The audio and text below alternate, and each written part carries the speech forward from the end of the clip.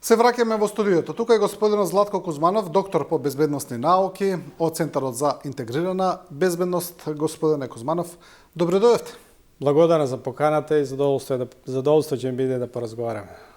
Ке поразговараме за, јас најав веќе на самиот почеток, за безбедноста, за нашата, за регионалната, за светската, сето она што се случува, како што кажав, од Украина до Иран на некој начин. Иран е се уште актуелен, таму трае блокадата на тесницот во Хормуз, блокада што сега ја спроведуваат и Соединетите Американски држави, иако можам искрено да кажам, и за мене кој следам некако на дневна основа, не ми е баш јасно што таму се случува, кој кого блокира, кој поминува, кој не поминува. Се е нејасно, ми се чини, како што е и малку конфузна политиката на председателот Трамп, но не и се, ќе видиме. Сакаме, господине Кузманов, да направиме една анализа, но од еден поинаков агол од оној што сме го правеле досега, тоест да ги погледнеме овие геополитички безбедносни случувања низ една економска призма. Низ стратегијата на Америка за доминација на доларот на светските пазари, за сето тоа проследено со движењето на енергенсите и како сето тоа сега се менува или не се менува со најновата криза во Иран. Да, управо сте, значи да излеземе малце од она типично безбедносно или воени согледување на состојбите, бидејќи знаеме, нели, секогаш на крај за се врти стојат парите и интересите, економијата и за сите војни, така да затоа и кога разговаравме она, нели, уште и пред 10 дена, дека тој сегмент да го согледаме малце повеќе, гледате како и се предчувството не било добро, бидејќи гледате последните неколку денови па излегува веќе, ќе кажеме повеќе, нели, и државите од БРИКС или Русија и Кина за, нели, се повеќе напуштање на доларот во платежното средство и така натаму. Значи тоа е во насока што збориме, како тие економски, финансиски токови во светот се загрзуваат или се поместуваат, или ја би рекол на некој начин како тоа ги нервира или е закана за администрацијата на председателот на Трамп или на Америка, бидејќи они тука доминираат. Сега колку тие такви процеси се реални, вистински и колку ги прават нервозни. Па јас тука би одел вака, би кажал непократко неколку и факти за ова што го кажуваме да биде подкрепено, би зборувал тука, би сакал да објасниме кратко за обидите за загрозување на некој начин, не загрозување целосно, тие се уште доминантно на доларот како светска валута, за намалувањето на стратешките резервите со злато и повлекувањето од трезорите во Соединетите Американски држави, како тоа влие на политиката на администрацијата на САД. Трето би било за доминацијата на Кина во експлоатацијата и користењето на ретките минерали, и четврто, практично на што може би уште повеќе ги прави нервни Соединетите Американски држави, за доминацијата на Кина која ја изградила со низ години на економски план во западната хемисфера, во Средна и Јужна Америка. Мислам дека се овие многу битни процеси за ова, бидејќи народот, луѓето ги гледаат се тоа војни активности, дејства, се оптеретени сте сега со, нели, Кормушкиот теснет со војната во Иран, али за сето тоа практично се случуваат тие геостратешки, економски, финансиски процеси, поместувања, каде што тие големи сили сакат на некој начин да намала доминацијата на САД, која е евидентна, и тие да заземат се поголем простор во тој дел. Па така да не испадне само како шпекулација, би дал неколку и факти поред за овие работи кои што рековме. Ако прво за обидите и дали има обиди за загрозување на доминацијата на доларот како светска валута. Знаеме дека тој систем е воспоставен веќе 80 години и во платежните средства и трансакции во светот доминантно е присутен доларот, и од што Соединетите Американски држави имат голем бенефит економски и финансиски. И тоа трае веќе 80 години од 44-та кога е воспоставен тој систем. И сега тука гледате полека државите, посебно овие БРИКС државите, нели, каде што се трн око на Соединетите Американски држави и другите, па и другите држави се обидуваат полека да ја намалат таа зависност. Зошто? Затоа што сите овие политики променливи на председателот на Трамп или на другите администрации, па и овие закани со санкции, па уведување санкции, па тарифи и така натаму и таа нестабилна политика на некој начин државите ги прави несигурни ако се зависни што повеќе дали за долар, дали за злато, што ќе кажеме повеќе од Соединетите американски држави и со прават обиди да ја зајакнат својата национална валута или своите резерви да бидат помалку под удар на такви промени во политиките што го евидентно се случуваат. И сега, кога зборуваме за доларот, интересно е тука да кажеме дека улогата негова постепено слабе. Тие се уште се и ќе биде доминантна валута во плаќањето, не може тоа така лесно да се загрози, али има податоци од 99 година, кога учествувале со 71% во светската пазар на пари, да кажеме, или трансакцијски пари, сега е веќе дојден на 57%. И покрај доларот во светот треба да кажеме дека и еврото е платежно средство официјално кое учествува со 20% и јуанот, кинескиот јуан со 2% кој полека го зазема тој простор. Иначе според меѓународниот монетарен фонд на луѓето да им, нели, бидејќи сите зборуваме само за доларот како светска валута, треба да им кажеме дека се признаени уште други 7 резервни валути во трансакциите во трговијата во пазарењето. Значи покрај доларот, еврото рековме, кинескиот јуан, јапонскиот јен, австралискиот и и канадскиот долар, британската фунта и швајцарскиот франак. Значи тие се официјално признаени како резервни валути во плаќањето во светските финансиски токови. Сега рековме посебно се тука и карактеристични државите од БРИКС или Русија и Кина предначат и Кина во тоа бидејќи нејзинината валута јуанот е признани како резервна валута, да полека се ослободуваат од зависноста на доларот, односно веќе имаат и конкретни мерки, имавме пред некој ден или изјава од Русија и Кина дека тие веќе ќе прекинат да го користат доларот како платежно средство во нивната трговија и дури во моментот практично трговијата меѓу Русија и Кина 95% се одвива во нивните национални валути, значи преку рублјата и јуанот. Тоа го следат и државите на БРИКС, поголем дел од нив, така да веќе и они донесоа план за 2026 финансиски план, каде што рекоа дека ќе трансакциите помеѓу државите од БРИКС ќе ги спроведуваме со националните валути. Имаше господин Кузманов закани од председател Трамп и тоа директни да земите од БРИКС, каде што тој рече сите што ќе се обидат да го тргнат доларот како платежно средство, ќе ви наметнеме тарифи, санкции и така натаму. Па тоа покажува затоа јас и така го нареков, дали сите овие процеси, овие што ги нарековме 4, ја прават се понервозна администрацијата на САД или на Америка, бидејќи им загрозуваат економската и финансиската моќ и прво место.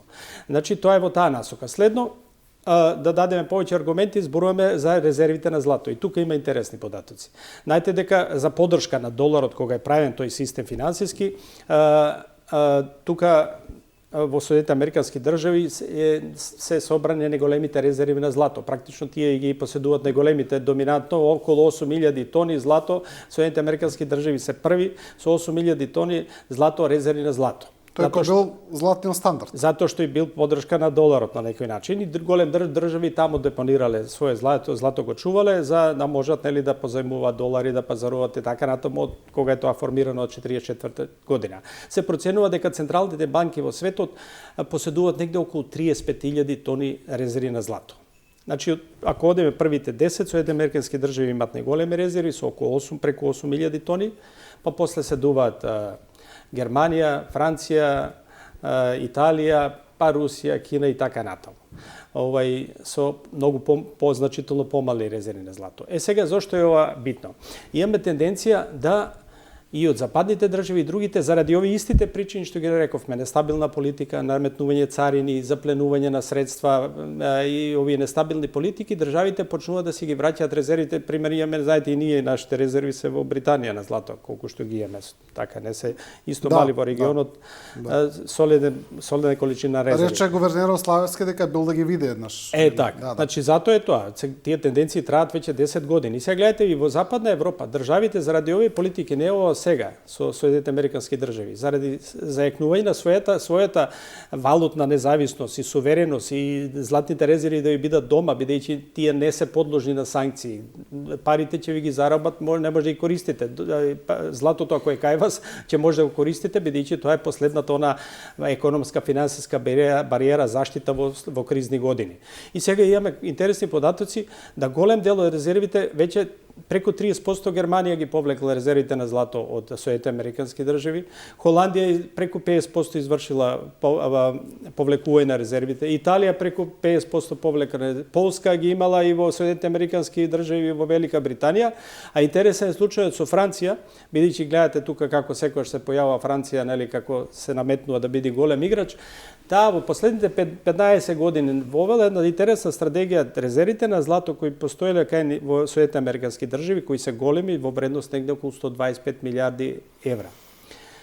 Бидејќи ризично тоа да ги пренесувате, толку тие имаат преку 2.500 тони злато имале, земале постепено ги продавале, каде што изгубиле во разликата и пак ги купувале во Франција да ги создадат резервите тука. И за овие 15 години Франција се вкупните резерви на злато што ги имала во трезориите на Соединетите Американски држави ги префрлила на своја територија и сега се практично од резервите на злато суверени кај нив постојат резервите. Таква тенденција има и кај овие држави западните, а уште појака кај повторно се враќаме на државите Русија, Кина, на БРИКС државите. Каде што гледате се интересни податоци на тоа.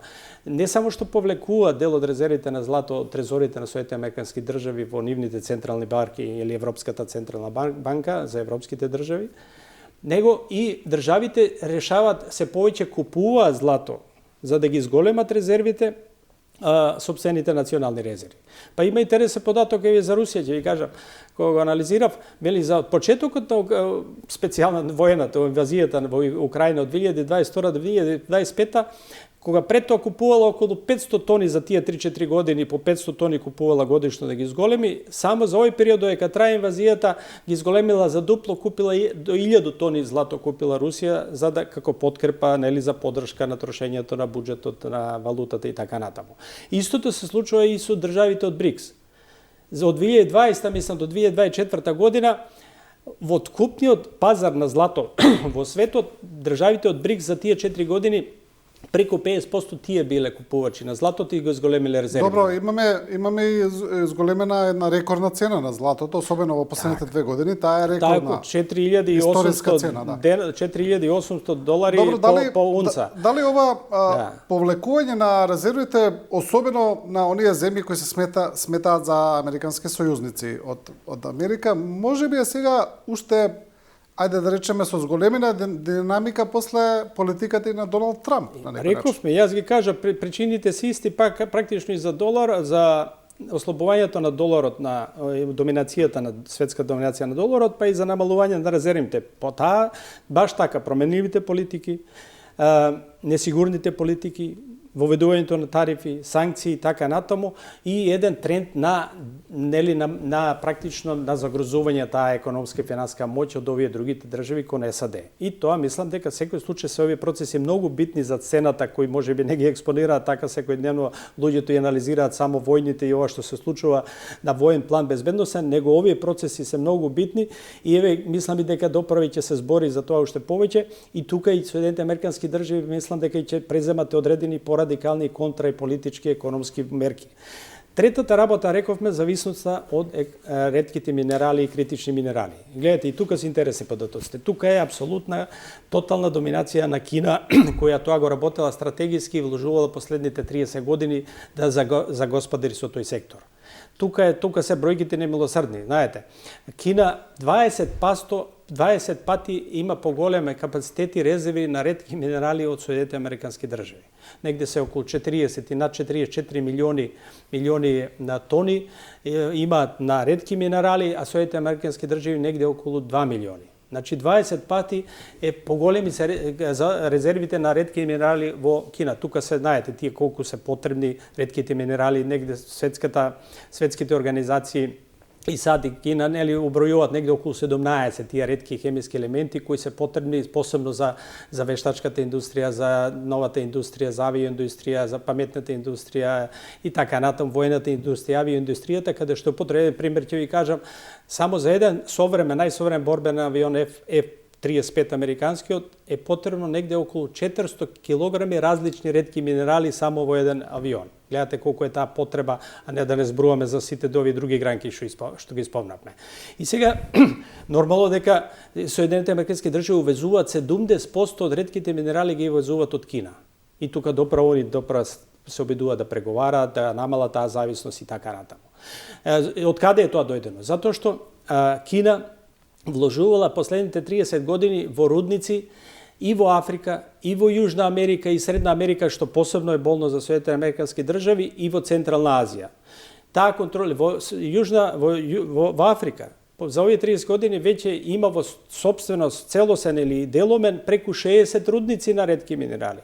Во Јужна Америка и Средна Америка, што е посебно велам болно за САД и влезено и во стратегијата нивна за национална безбедност како закар за нивната национална безбедност да намала тоа влијание на Кина во западната хемисфера преку десетина рудници во сопственост во Јужна Америка и преку десетина рудници за ретки минерали во Централна Азија. И сега, гледате, тука еве имаше дури политички ова за западната хемисфера, јасно ви е, нели, еве сега и што се случува со Венецуела и обидите на Америка да ги потисне, односно да ги прекине тие договори што го има или да не дозволи склучување на нови економски договори. Али гледате кој е тој проблем. Тоа се веќе правни работи, не можете ви тоа така лесно да го направите и во Јужна Америка, бидејќи се проценува дека инвестициите на Кина во Јужна Америка или за Средна Америка се во вредност негде околу 150 милиарди долари. А вкупната годишна трговска размена меѓу Кина и Јужна Америка и Средна Америка е 550 милиарди долари и веќе се на второ место позади САД. Соединетите американски држави, нели, заради она нивна Монрова доктрина и така, нормално дека треба да бидат тамо најдоминантни бидејќи е нивна зона. Кина успеала за сите овие години да дојде на второ место со 550 милиарди размена со државите од Средна и Јужна Америка. И тоа и текако прави притисок и нервоза на администрацијата на САД. Добро, но тука претпоставам дека најголем дел од размената била со Венецуела. Не само Венецуела. Венецуела е нафтата и ова што го знаеме. Тоа се експонира и работи, нели, нафтата. Перу, бакар, ретки зборим и за ретките минерали, рудниците, ви реков преку десетина рудници. И колку американската интервенција во Венецуела ја пореметува таа стратегија. Сега се обидуваат, затоа што и го ставија, зборевме и во стратегијата за национална безбедност во октомври, ноември минатата година го ставија тоа како главно прашање како малтене воено прашање национално безбедност да се борат против тоа. Да. И затоа и го направија тоа со Венецуела. Затоа еве сега имаше во Конгресот на САД баш таа комисија за западната хемисфера, имат посебна комисија, од име важно, и председателката баш на таа комисија им најавува на Перу, оти Перу Кина изгради едно големо пристаниште каде што треба да ги црпи тие бакарните руди од Боливија, од Аргентина, од Бразил и така натаму. И се заканува и Конгресот вели на Перу, бидејќи им следат у Перу избори сега во јуни, и вели ќе ви помогнеме да ја прекинете зависноста од Кина и да го вратите пристаништето Чанку, кое е од Лима, едно 80 километри да го вратите во свое владење. А овие дале 2 милиарди долари да го изградат тоа. И да не забраваме и за Панамскиот канал, исто така. Панамскиот канал од Средна Америка надо, еве ќе ви кажам и други бројки. Ова се страшни бројки, може тоа да секој да го види, прочита. Значи за овие наназад 15 на години. Тие инвестиции 150 милиарди. Кина во Средна и Јужна Америка изградила 20 аеродроми, најава уште 2 у план. Изградила 20 пристаништа, уште 10 пристаништа во план. Изградила 5 патишта, уште 10 патишти регионални деја.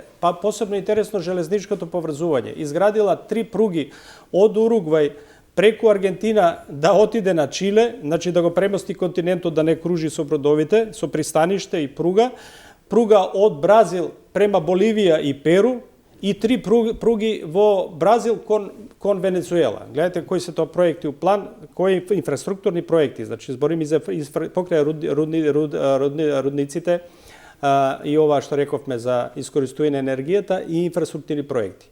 Тоа е тоа третото што сакам да го кажам и како многу важно и за Соединетите американски држави. И четвртата работа, рековме, Ретките минерали и поврзано со присуството, ствари го спомна, со присуството во Јужна Америка, го надоврзавме со минералите, ова сега што го зборев. Значи, тоа се тие 3-4 работи кои мислам дека на некој начин се закане или ја прават нервозно администрацијата, било која да е администрација на САД, бидејќи се загрозува нејзината економска и финансиска моќ, а тоа сега тоа влие и на ова, нели, на безбедносен план. Тука Соединетите американски држави затоа и ги презема оние мерки. И Венецуела ова го објаснува на некој начин од еден аспект, и Венецуела го објаснува и оно со Мексико што го правеше, го објаснува и Гренланд, ја објаснува и Украина договорот, и објаснува борбата во доминацијата која доправо ви реков треба да отвориме прашањето за Централна Азија. Доправа интересна тема, борбата. Да, и таму Кина прилично доста се инфилтрира. Се доаѓаат и Соединетите американски држави, а Русија таму полека колку ќе го задржи оно што го имало Советскиот сојуз, и Африка каде што е отворено поле, веќе тука нема поделени зони, таму е општа тепачка кој сега ќе гледа да намали доминацијата на Кина. Заканата за Кина за надминување или уривање на американската воено-економска доминација во светот е очигледна и евидентна, таа е внесена и во сите релевантни извештаи во Америка и на американските безбедносни агенции, и на релевантните извештаи и во Сенатот, и во Конгресот, и во националната стратегија на безбедноста на Соединетите американски држави, и очигледно е дека Америка како главен конкурент на глобалната сцена гледа Кина. И еве спомнавме ова, интервенцијата во Венецуела, и сега најавува Доналд Трамп дека ќе ја превземе и Куба, и Иран. Иран се чини дека се согласуваме, логичен след на таа целена стратегија да се завземат тие енергетски токови, да се завладеат на некој начин, бидејќи знаеме дека најголем дел од енергенците кон Кина одат тука низ Хормузскиот теснец. Но ми се чини дека некако таа интервенција не оди баш по план. Како ви изгледа вас?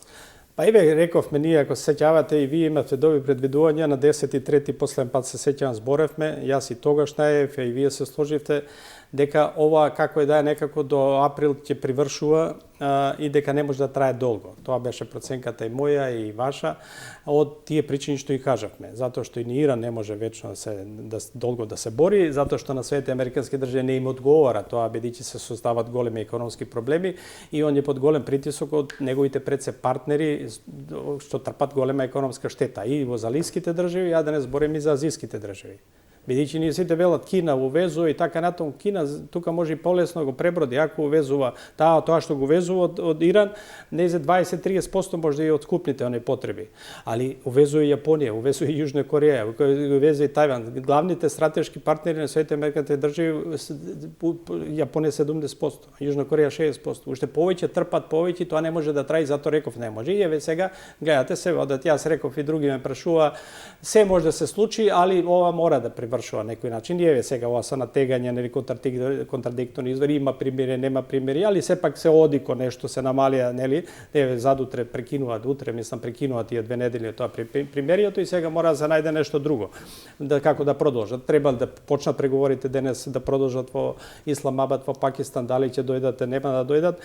Сега има тука практично е тоа по мене позиционирање, намалување на условите они почетни и така натаму, преговарање да се дојде до некоја подобра позиција, али ќе мора да одат во таа насока од овие причини, затоа што ова енормни економски последици се прават и ќе мора таа војна да на некој начин да се превршува, како што кажавме тоа тогаш на 10.3. и јас и вие и сега.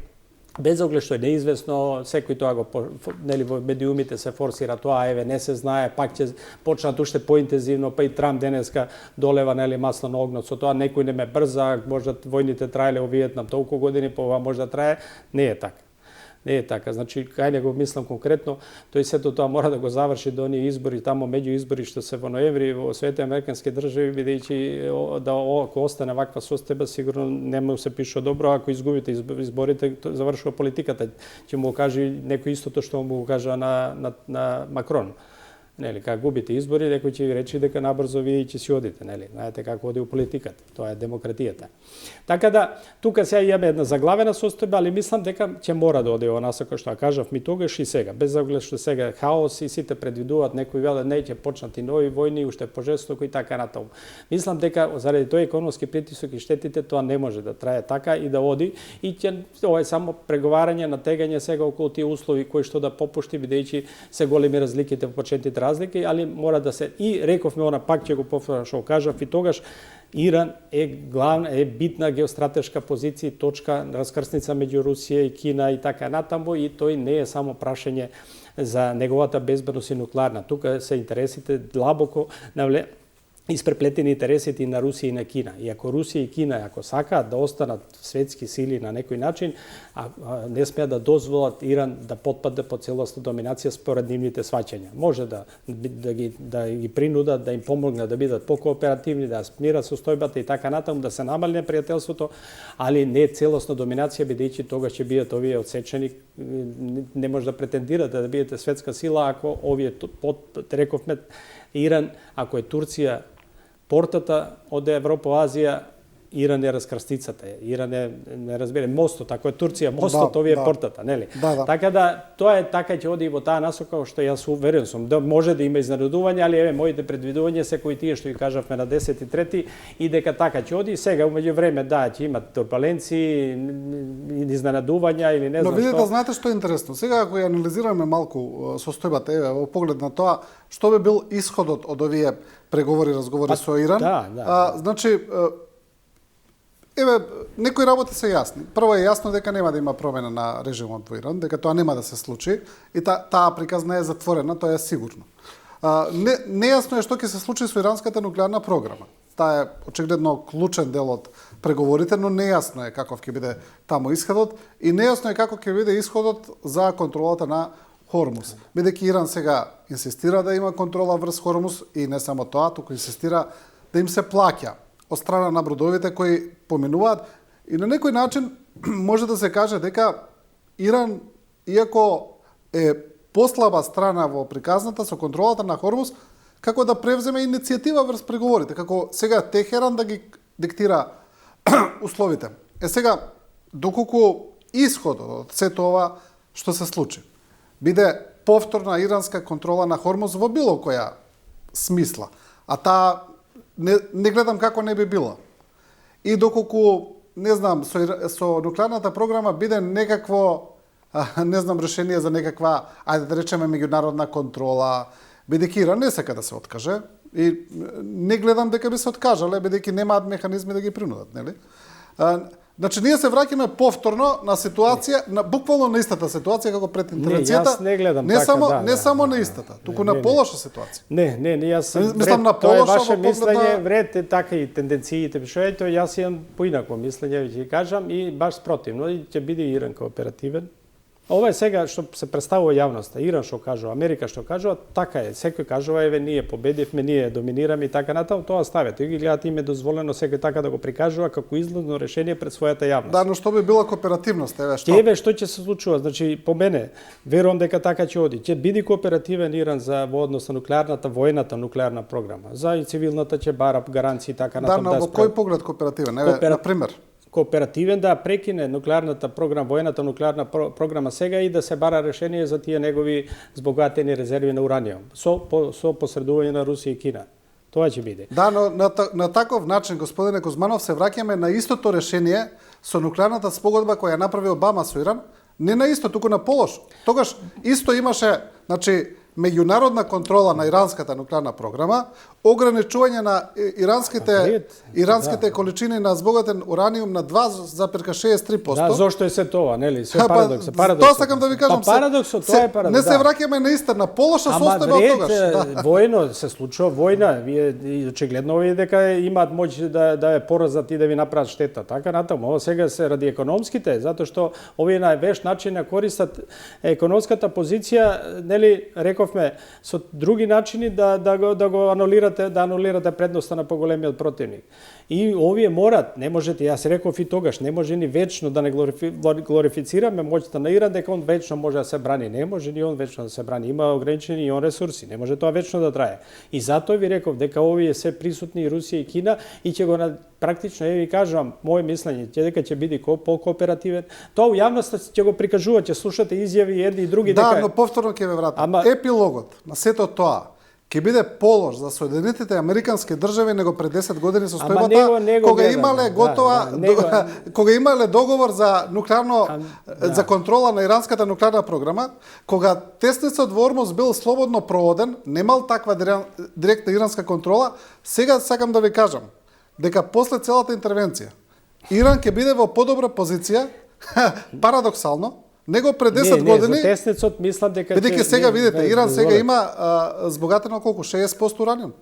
60% 400 килограми. Тогаш се имал 2,63%. Ама вред, тоа е тоа за овој период што се случува, па сега се случи војна, не се очекуваше. Тоа е парадоксот. За тесницот исто ќе има некои компромиси, верујете ми. Не може Иран да задржи целосно доминацијата. Јас ви реков тогаш... Не, мене ми е поентата на неуспехот на целата интервенција, на реперкусиите кои преследуваат од неа. Тоа, ако го од Лабински, а у јавноста ќе се прикажува успехот, едните и другите ќе прикажуваат. И така се пласира пред нивната јавност. Ме разбирате? Сега тоа сега го кажувам. Тоа сигурно ќе го прават. Па тоа го прават. Ние сега можда, али тамо нема шанси да го презентираат критички, само критички. Ќе кажуваат како успеале едните и другите. И тоа веќе тече. И друго, ќе оди и во тесницот, гледате, и ќе бидат и присутни, ќе се најде договор тука и за тесницот многу полесно. Иран да има контрола и Соединетите Американски држави, па и Европската унија најавува дека ќе прати своји бродови да се одблокира и да се обезбеди безбедност на тесницот. Кај што чекат одлуките, трите држави, Германија, Франција, Германија и Британија најавува дека и они ќе пратат своји бродови. Тоа беше она замислата кога пред да почне војната. Очекував дека од Кина или Русија ќе пратат своји бродови таму пред да почнат борбените дејства, бидејќи ви сега Европската унија, Германија, Франција, Британија да пратат 20-30 војни бродови во тој дел. Не можете да фрлате ракети, ќе ги терате да преговараме, разбирате? Јас мислам дека тоа ќе го направи Кина и Русија покрабро, тогаш не го направија на почетокот за да спречите да потпочне војната. Бидејќи кога имате големи сили умешани со војни средства, веќе сакате неќете мора да преговарате и да се барат неколку компромиси. И тоа ќе следи за тесницот. Верујете. Значи, да ги оставиме оние радикални решенија, ова позиција, да, таа била тогаш, ови меѓувреме напреднале, па се случи војната, не очекувале, па им нанеле голема штета, изгубиле своите, сите губат тука во одреден ден изгубиле, па и тоа е парадоксот на војните.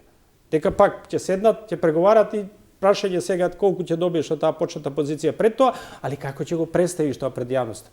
Председател Трамп или администрацијата секој ден збори како е тоа најголем успех, никој не го постигнал пред тоа и така го пласира. Колку тоа ќе помини, не ќе видиме по ноември на изборите, меѓу изборите или на другите. Тогаш ќе го знаеме. Меѓувреме не може да го знаеме, можеме само да анализираме. Значи, тука во таа насока ќе го оди, ја тоа велам, јас оно што го рекам, независно од режимот, они велат го смениле режимот.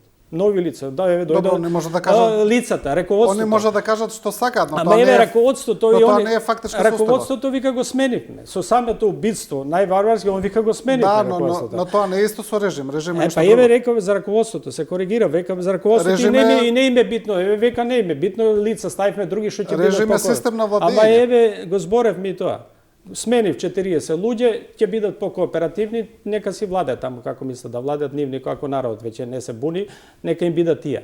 Битно ми е да бидат кооперативни и да не бидат пред тоа непријателски настроени како што биле. И јас верувам дека Кина и Русија тоа ќе го издејствуваат од Иран. На некој начин. Се е можно, ма еве јас размислам во таа насока. И мислам дека околу тоа ќе оди така и затоа велам дека може нема да оди на војни решенија, повторно да разгори војната и така. На тој зборев ми реков и тогаш дека Израел ќе мора да слуша, без оглед што е војствен, дека е екстремен, тие се уште поекстремни што му се таму владата на Нетањаху. Видите, гледате кои се тоа верски екстремни партии што коалицираат. Па ќе мора, затоа што зависи од таа помоќ на безбедносен план од Северните американски држави, мора да прекине. Ќе му рече застани со нападите во Либија, ќе мора Ливан ќе застанеш. Не можеш, без оглед што мисла нели целото јужен дел да го окупираат. Да. Така да во таа насока ќе одат без оглед што дневно се поинако пласира и се подгрева тука нели военствено и така надори и некои нуклеарни оружји и секакви анализи. Јас одам да една по-логична размислување, трезвено, кое ти пред тоа како зборевме така одеше. Сега да не поведи ова застоите и така натаму индивидуални изјави по-жестоки или контрадикторни да не води во некоја друга насока. Јас така размислувам. Мислам дека ќе оди во тоа, досега обично така излегуваше. Да, но епилогот на крај ќе биде дека целата интервенција е направена без никаков бенефит за Америка и Иран на крај ќе биде во подобра позиција него што бил пред 10 години. Добро, тоа е ваше мислење, али за војните рековме. Сега да тука се сложиме сите. Сакам да кажам значи не е успехот на целата таа политика на Доналд Трамп. Не е ова, не е Венецуела. Гледате се таму прикажува да е ова е Венецуела, ама малку порадикално повеќе време ни треба. Па не е баш така, ама така е представуваат, ме разбирате. Тоа јасно е сега, нели као дене тоа ети успеа, таму успеа таа финта, тој начин таа политика, ова тука не успеа. Сега не, овде меќе ќе биде малку поинако, ќе голтнете малку, али со некоја нели коска у грло ќе остане, па така и ќе велите дека е сладко месото. Така да однос на тој конфликт мислам дека така ќе оди како што го тогаш проектиравме и така ќе оди без оглед на застоите и на повлекувањето во други начини. Еве можеме исто ако има време за ова исто заглавената војна Русија и Украина да кажеме нешто. Да ќе кажеме за тоа, ми се чини дека таму не се случува ништо апсолутно посебно. Сака да ја прашаме дека нема уште многу време до крај. Да. Или ова за регионот овде во поглед на регионот, да, во поглед на ова што се зборува за Радев и за сакам да ве прашам за него во поглед на тој аспект за што зборат за неговата проруска политика.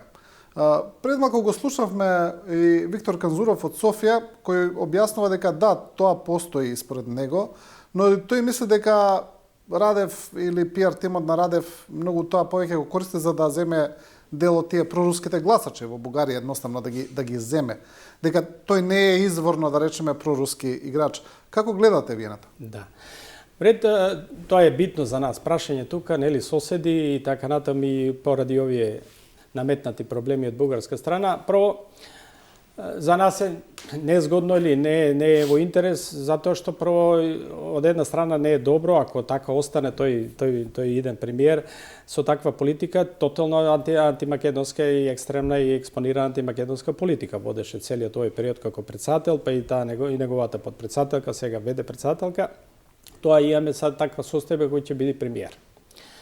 Ако продолжи во таа насока. Јас како го согледувам Радев со неговото појавување и така натаму. Мислам дека Радев не е случаен човек, кој е на некој начин проект. Еден перфиден популистички проект и тоа мудро го одиграл од онаа позиција што му е дозволува како председател на државата, нели они има толку кризи со тие преодни влази и така натаму, он имаше таа покомандна позиција од председател да сето тоа го нагледува дипломатијата, безбедноста, армијата и така натаму, да има една дистанца за да може сега да го искористи сето тоа во политички што го направи паметно. Сега, мислам дека тука сето она што стои, дека имаете врски пред тоа, подршка и така натаму и кон Русија и некои политики, некој ќе рече у Бугарија, да, па тоа е добро, затоа што ги штитиме своите интереси или не поддршката на Украина или условувањето на поддршката Украина, да, ама ќе ми ги градите фабриките, ќе ми набавите, ќе ми даете услови за ново оружје, што е на некој начин за бугаринот или нивниот гласач правилно. Така треба да играш за некој дел каде што сакаш да наплатиш таа поддршка и што ќе потрошиш. Тука тоа, веројатно тука стекнало одредени симпатии. Мислам дека вешто играње, ние правевме порано една емисија нели за проруското влијание Бугарија, која кажавме каде што зборевме и за Радев. Мислам дека он тука најде ја погоди на некој начин жицата на бугарскиот гласач, каде што евидентно е присутно се уште негде по проценките преку 50 до 60% проруското влијание од тој советски период, али посебно и од зависноста на енергенсите и нафтата, која е преку 90% во Бугарија. И он тука практично не оди против таквото расположение да контра на бугарското население, кое е евидентно негде околу 60% има симпатии кон Русија, не ја чепка зависноста од Русија, која е преку 90% за нафта и плин, Членка сте на Европската унија, не правите големи проблеми како Орбан или другите што правеа проблеми, и тука сте кооперативни, користите фондовите да се развиете, бидејќи сте едно неразвиените држави, посебно па и пак во тој безбедносен план, бидејќи он тој не е економист, знаете, војничка историја и така натаму минато, и повеќе гледаше за тој безбедносен апарат да ги искористи фондовите, да ги обноват фабриките од советско време, да искористат ефтини кредити од Европската унија, да полека да си го враќаат военото производство и да модернизираат армијата, и што тука сигурно направил паметни политики. И тоа народот на некој начин како држава, сувереност, армија, војска ви го цени. И тука гледам поддршка кон него, значи го погодил сенсот како треба да делува. И она многу битното, не се замерува со Соединетите Американски држави.